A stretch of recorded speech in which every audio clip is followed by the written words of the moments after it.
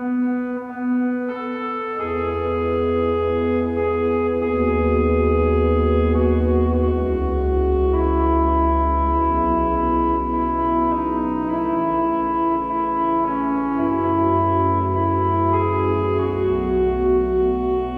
함께 볼 말씀은 구약 149쪽, 레위기 4장 1절에서 12절까지의 말씀입니다. 레위기 4장 1절에서 12절의 말씀 봉독하겠습니다. 여호와께서 모세에게 말씀하여 이르시되 이스라엘 자손에게 말하여 이르라. 누구든지 여호와의 계명 중 하나라도 그릇 범하였으되 만일 기름 부음을 받은 제사장이 범죄하여 백성의 허물이 되었으면 그가 범한 죄로 말미암아 흠없는 숫송아지로 속죄 제물을 삼아 여호와께 드릴지니 그 숫송아지를 회막문 여호와 앞으로 끌어다가 그 숫송아지의 머리에 안수하고 그것을 여호와 앞에서 잡을 것이요 기름 부음을 받은 제사장은 그 숫송아지의 피를 가지고 회막에 들어가서 그 제사장이 손가락에 그 피를 찍어 여호와 앞 곧 성소의 휘장 앞에 7번 뿌릴 것이며 제사장은 또 그 피를 여호와 앞 곧 회막 안 향단 뿔들에 바르고 그 송아지의 피 전부를 회막문 앞 번제단 밑에 쏟을 것이며 또 그 속죄 제물이 된 숫송아지의 모든 기름을 떼어낼지니 곧 내장에 덮인 기름과 내장에 붙은 모든 기름과 두 콩팥과 그 위에 기름 곧 허리 쪽에 있는 것과 간에 덮인 꺼풀을 콩팥과 함께 떼어내되 화목제 제물의 소액에서 떼어냄 같이 할 것이요 제사장은 그것을 번제단 위에서 불사를 것이며 그 수송아지의 가죽과 그 모든 고기와 그것의 머리와 정강이와 내장과 똥 곧 그 송아지의 전체를 진영 바깥 재 버리는 곳인 정결한 곳으로 가져다가 불로 나무 위에서 사르되 곧 재 버리는 곳에서 불사를 지니라. 아멘. 레위기 산책. 오늘은 레위기에 나오는 5가지 제사 중에 네 번째로 속죄제에 대한 내용입니다. 속죄제라고 하는 이 말의 히브리 원어로는 하타하트라는 단어를 쓰는데요. 이 하타하트라고 하는 이 말은 한자의 뜻 그대로 죄를 속하는 다시 말하면 그 죄값을 용서받기 위해서 하나님께 드리는 제사가 속죄제입니다. 하나님이 제일 싫어하시는 것이 있다면 죄입니다.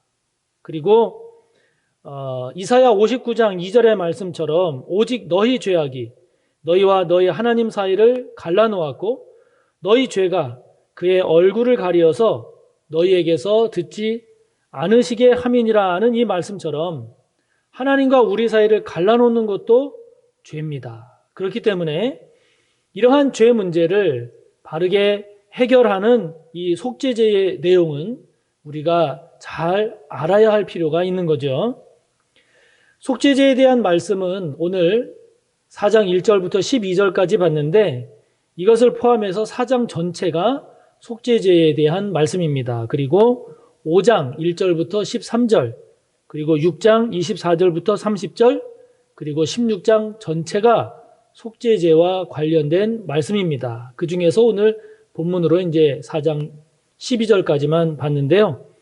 12절뿐만이 아니라 4장 전체가 속죄제에 대한 원칙적인 내용을 담고 있습니다. 자, 먼저 4장 1절과 2절을 한번 보시기 바랍니다. 보면 이렇습니다. 여호와께서 모세에게 말씀하여 이르시되 이스라엘 자손에게 말하여 이르라. 누구든지 여호와의 계명 중 하나라도 그릇 범하였으되 이렇게 말씀합니다.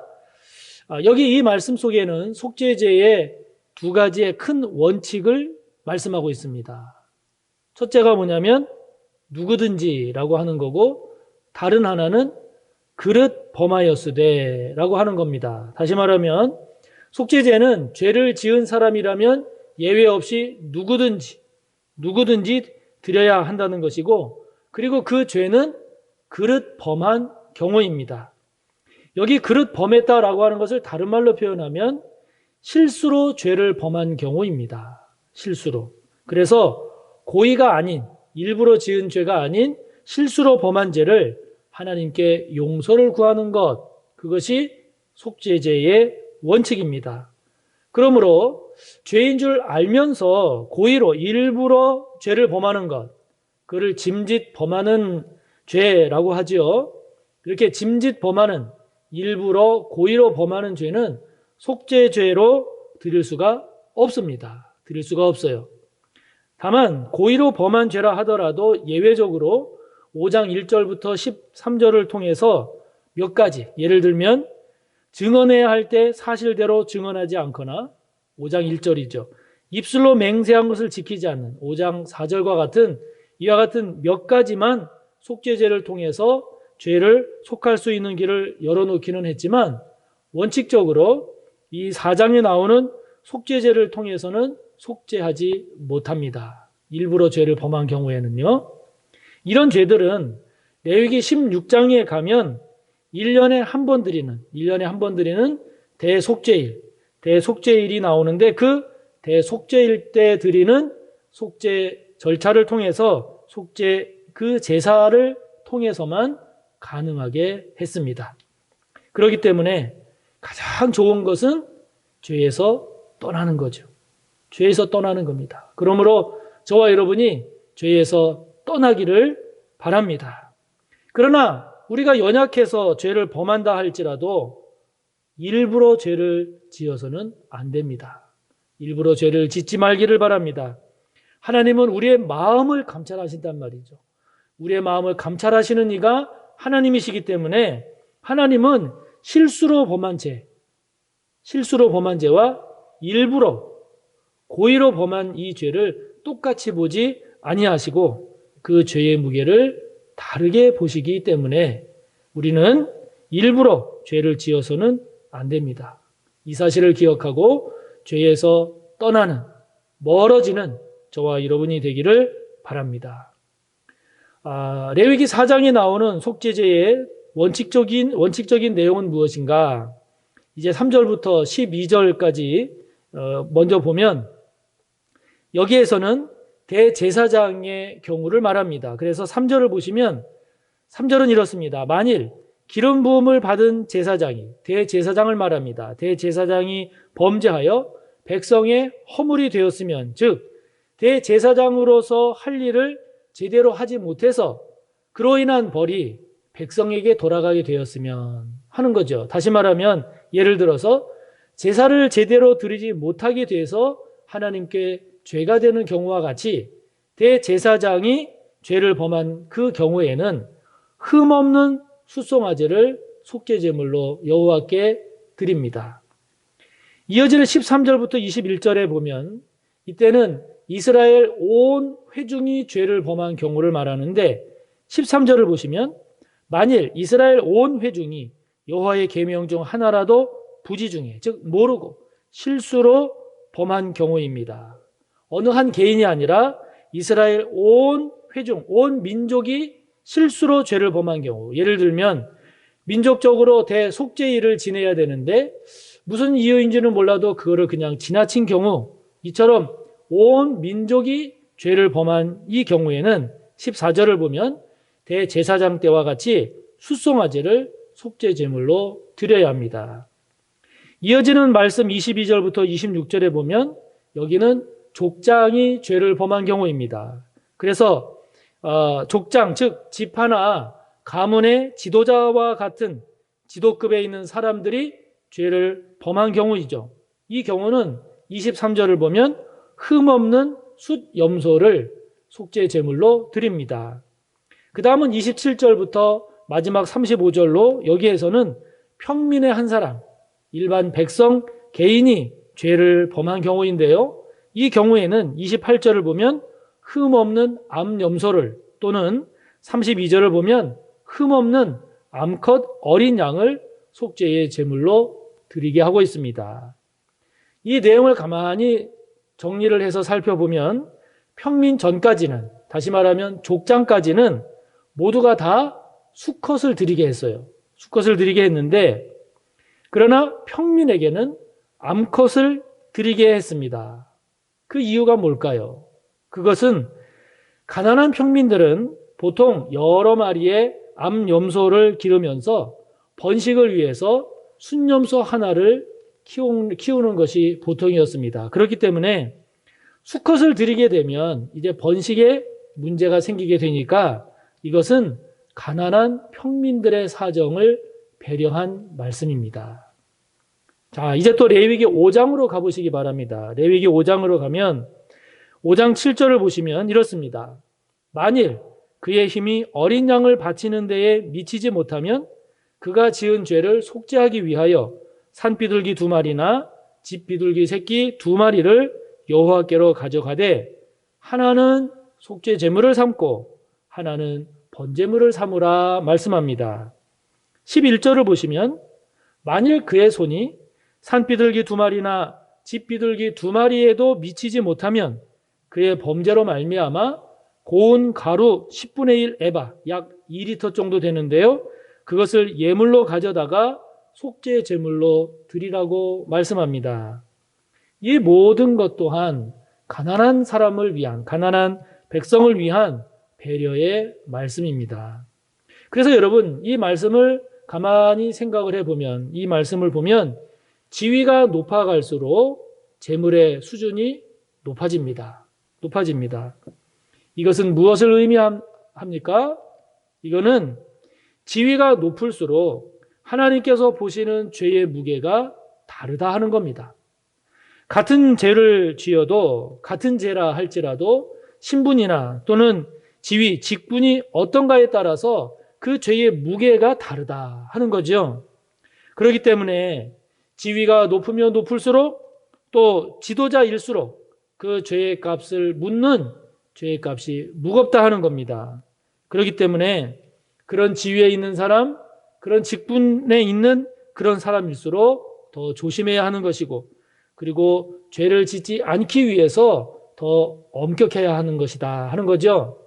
저와 여러분 한 사람 한 사람이 우리 모두가 꼭 기억해야 할 하나님의 뜻입니다.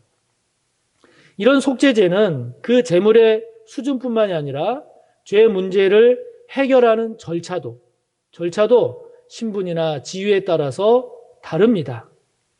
대제사장이나 민족 전체가 범한 그런 죄인 경우에는 4장 5절이나 7절 그리고 16절부터 18절을 보면 나오는데, 기름 부음을 받은 제사장, 즉 대제사장은 그 숫송아지의 피를 가지고 회막, 그 성소 안에 들어가서 그 대제사장이 손가락에 그 피를 찍어서 여호와 앞, 곧 성소의 휘장 앞에, 그 지성소 바로 앞에 있는 그 휘장 앞에, 거기에 7번, 이 7번이라고 하는 7이라는 숫자는 완전수죠. 그러니까 완벽하게 철저하게 회개하는 것을 의미합니다. 7번 뿌릴 것이며, 제사장은 또 그 피를 여호와 앞 곧 회막한 향단, 이 향단은 분향단을 말합니다. 분향단 뿔들에 바르고 그 송아지의 피 전부를 회막문 앞 번제단, 이 번제단은 이제 성소에서 나와서 성전 마당에 있는 그 번제단 그 밑에 쏟을 것이다 라고 말씀합니다. 반면에 족장과 평민의 경우에는 25절과 26절 그리고 30절, 34절에 나오는데, 이 경우에는 잡은 짐승의 피를 손가락으로 찍어서 성소 안에 있는 그 분향단 뿔이 아니라 그 성소 바깥 성전 마당에 있는 번제단 뿔들에 피를 바르고 남은 피 전부를 그 번제단 밑에 쏟도록 그렇게 하셨습니다. 자, 여러분, 이걸 통해서 무엇을 알 수 있습니까? 신분이 높고 지위가 높을수록 하나님께 더 가까이 가서, 하나님께 더 가까이 나아가서 그 죄 문제를 해결하라 하는 겁니다. 하나님은 지위가 높을수록 직분이 주어질수록 그 죄에 상응하는 책임을 무겁게 물으신다 하는 거죠. 그렇기 때문에 저와 여러분에게 어떤 신분이나 지위나 직분이 주어졌다 그럴 때 그것을 가볍게 보면 안 됩니다. 목회자인 저의 경우에 저는 그렇게 생각을 합니다. 저는 하나님께서 일반 성도님보다 저에게 더 높은 거룩함, 더 성숙한 헌신, 더 깊은 회개를 하나님이 요구하신다. 저는 그렇게 받아들이고 있습니다. 그렇게 생각하고 있습니다. 여러분 중에 교회를 다니는 횟수가 오래된 분들, 교회에서 직분을 맡고 계신 분들, 하나님께서 저와 여러분에게 그 지위에 걸맞게 지켜보고 계시고 그 지위에 걸맞게 하나님께서 요구하신다라고 하는 것을 기억하시기 바랍니다. 그래서 그에 걸맞게 말도 조심해야 되는 거고 행동도, 삶도 더 조심하고 더 바르게 해야 하는 것은 저와 여러분이 사람에게 잘 보이기 위해서가 아니라 그래서가 아니라 하나님께서 그에 걸맞는 그런 삶을 요구하시기 때문이다 하는 거죠. 여러분 우리가 사회에서 봐도 그렇지 않습니까? 고위공직자 인사청문회를 보면 지위가 높은 사람일수록 더 높은 도덕성과 더 엄격한 그런 준법성을 요구하는 것을 우리가 볼 수 있지 않습니까? 다시 한번 저와 여러분에게 주어진 지위, 저와 여러분에게 주어진 직분을 다시 한번 생각하면서 우리 각자에게 주어진 그런 지위와 그런 직분을 가볍게 여기지 말고 그에 걸맞은 성숙함과 그리고 그에 합당한 깊은 회개의 자리로 나아갈 줄 아는 저와 여러분이 꼭 되시기를 바랍니다. 이상은 실수로 잘못해서 저지른 죄에 대한 절차입니다.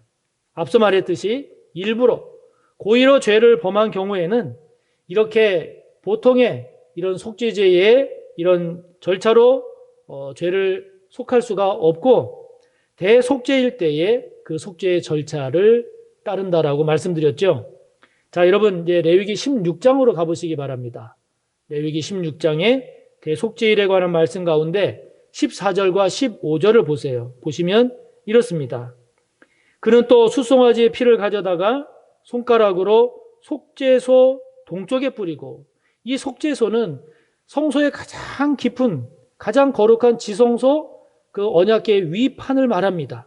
그 속죄소 동쪽에 뿌리고 또 손가락으로 그 피를 속죄소 앞에 7번, 여기 7번은 역시 완전수기 때문에 철저하게 완전하게 회개하는 걸 말하죠. 7번 뿌릴 것이며 또 백성을 위한 속죄제의 염소를 잡아 그 피를 가지고 휘장 안에 들어가서 그 숫송아지 피로 행함같이 그 피로 행하여 속죄소 위와 속죄소 앞에 뿌릴지니 그랬습니다. 앞에 살펴봤던 실수로 저지른 죄에 대한 속죄보다도 더 깊숙이 가장 거룩한 장소인 지성소, 그 지성소까지 들어가서 죄를 속하도록 그렇게 하나님이 말씀하십니다.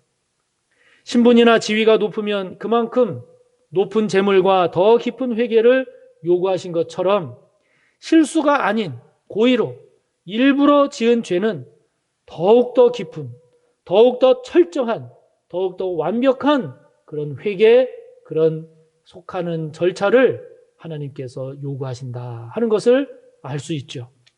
그러므로 여러분, 우리가 신앙이 성숙해진다, 우리가 신앙이 성숙하다라고 하는 것은 윤동주 시인이 죽는 날까지 하늘을 우러러 한 점 부끄러움이 없기를 잎새이는 바람에도 나는 괴로워했다라고 표현한 것처럼 불꽃 같은 눈으로 저와 여러분을 살피시는 그 하나님 앞에서 저와 여러분이 얼마나 죄에 대해서 철저하게, 그 죄에 대해서 민감하게, 그 죄에 대해서 온전하게 회개하느냐가 저와 여러분이 하나님 앞에서의 얼마나 온전한 그리고 성숙한 신앙을 갖고 있느냐가 결정된다 하는 것이죠.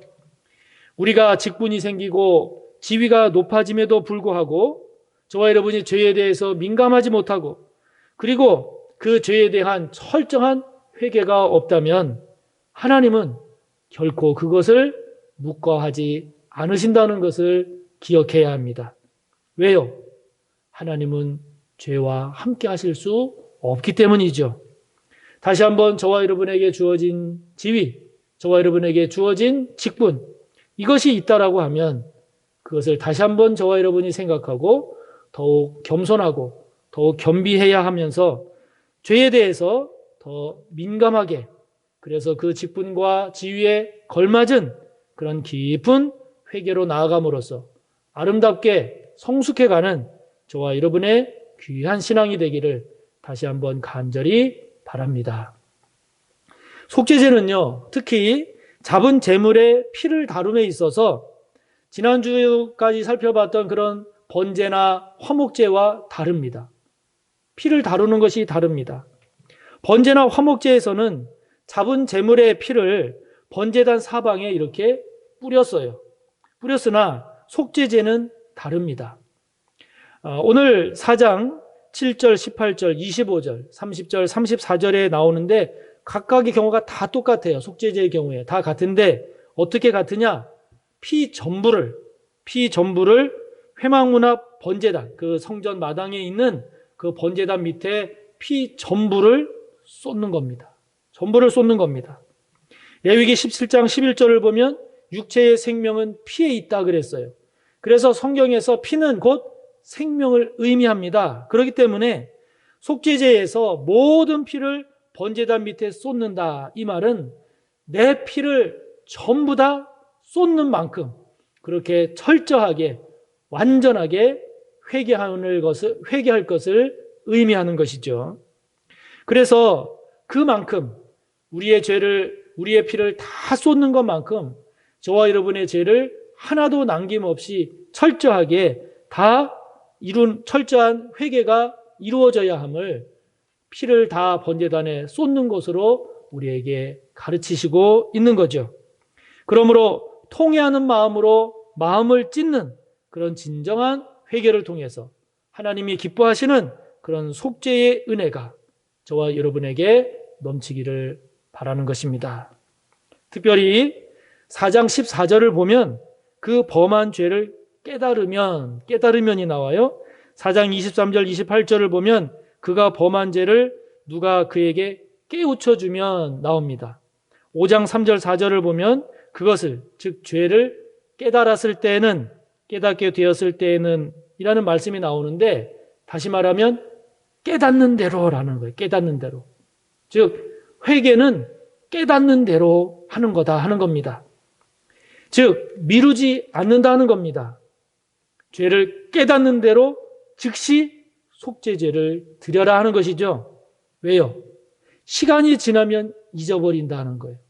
시간이 지나면 회개에 대한 예민함이 떨어지기 때문에 깨닫는 대로 즉시 회개하라는 겁니다. 그래서 회개는 미루지 않는 거예요. 지체하지 않는 겁니다. 즉시 바로 회개하는 것이 그 회개를 하나님이 가장 기뻐하시는 회개의 바른 모습이다 하는 거죠. 여러분, 회개의 빠른 성도가 되기를 바랍니다. 깨닫는 대로 미루지 않고 회개하는 저와 여러분이 되기를 바랍니다. 그게 복됩니다. 그것이 복된 것입니다.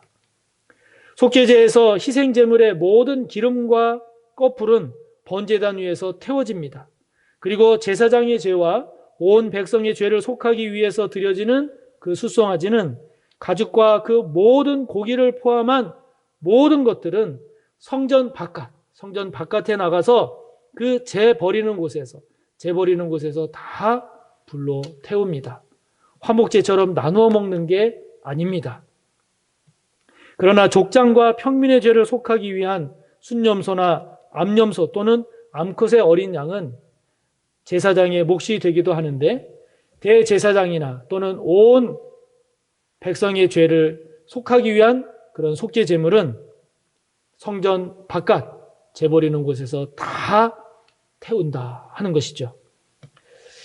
제가 전에 섬기던 교회에서 매주 전도하기 위해서 매주 나갔던 그 전도 과정 속에 그 70세가 넘는 할아버지가 구두 추선점을 운영하고 계셨는데 거기를 자주 들렸어요. 자주 들려서 이제 구두도 닦고 이제 전도도 하고 그랬는데, 그런데 이제 그 할아버지가, 그 어르신이 아들 얘기만 나오면 그렇게 땅이 꺼져라 하고 한숨을 쉬면서 탄식을 하십니다. 얼마나 속상해 하시는지 몰라요. 아들 나이가 30이 넘었답니다. 30이 넘었는데 이 아들이 직장을 꾸준히 다니는 것도 아니고, 그리고 다녀도 돈을 벌면 술로 그 돈을 다 탕진하고 무엇에 썼는지 빚만 자꾸 늘어난다는 거예요. 그 어르신이 볼 때 그 아들이 너무 정신을 못 차리고 나이 30이 넘어서도 저렇게 사니 너무 속이 상한다라고 그렇게 탄식을 하는 겁니다. 그런데 그 할아버지의 그 모습을 보면서 오늘 이 속죄제의 말씀을 준비하면서 다시 한번 큰 은혜가 됐는데요. 그것은 내가 죄를 지면 나보다도 하나님께서 더 마음을 아파하신다 하는 겁니다. 하나님이 더 마음 아파하신다는 겁니다. 여러분 그렇지 않습니까? 자식이 사고를 치면 더 속이 타들어가는 것은 사고를 친 자식보다 부모입니다. 부모의 마음이 더 속이 타들어갑니다. 자식이 계속해서 사고를 치면 그 사고를 칠수록 부모의 가슴은 더 멍이 들어갑니다. 저 자식이 그러면 안 되는데 그 자식의 죄가 깊어지면 깊어질수록 부모의 마음은 더 깊어져 가고 그 아픔과 그 슬픔이 더 커져가는 거죠. 그렇기 때문에 저와 여러분이 정말 회복해야 할 것이 있다면 그것은 회개입니다. 이 회개의 은혜가 정말 회복되어야 합니다. 온전한 하나님의 자녀는 하나님 앞에서 온전한 회개를 이루는 사람임을 저와 여러분이 잊어서는 안 됩니다. 하나님이 참으로 기뻐하시는 사람은 누구일까요? 물론 무엇을 잘하는 사람도 하나님이 기뻐하게 하시겠지만, 그러나 하나님이 정말 기뻐하시는 자는 온전히 회개하는 자입니다. 온전히 회개하여 돌이키는 자입니다. 하나님 앞에서 범한 죄 때문에 마음을 찢는 자고, 오늘도 철저하게 보혈을 지나 하나님께로, 보혈을 지나 하나님 품으로 나아가고 또 나아가는 자를 하나님이 정말 기뻐하시는 자임을 기억하시기 바랍니다. 그래서 여러분 오늘 함께 나눈 이 속죄제는요, 죄를 심판하고 죄를 정죄하기 위함이 아니라 그 죄에서 회복되기를 원하시는 회복에 초점이 맞춰져 있음을 기억하시기 바랍니다. 그러므로 저와 여러분 속죄를 통한 새로운 출발, 회개를 통한 하나님 앞에서의 새로운 출발이 늘 새롭게 일어나는 저와 여러분이 되기를 간절히 바랍니다. 기도하겠습니다. 하나님 아버지, 오늘 속죄제에 대한 내용을 통해서 하나님 앞에 속죄하는, 회개하는 저희들의 신앙과 삶을 함께 다루었습니다. 하나님과의 관계에서 가장 문제가 되는 것이 죄고, 하나님께서 제일 싫어하시는 것 또한 죄고, 하나님과의 관계에서 단절되는 것도 죄이기에 저희들 아버지 앞에 범한 죄를 깨달을 때 미루지 말고 즉시로 하나님 앞에 회개할 줄 아는 저희들 되기를 원합니다. 그 회개가 온전한 회개요, 철저한 회개요, 완전한 회개가 되기를 원합니다.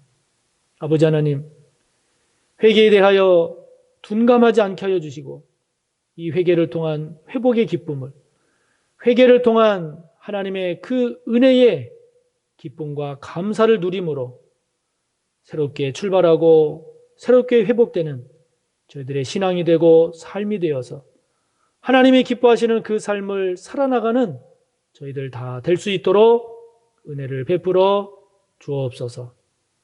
예수님의 이름으로 기도하옵나이다. 아멘.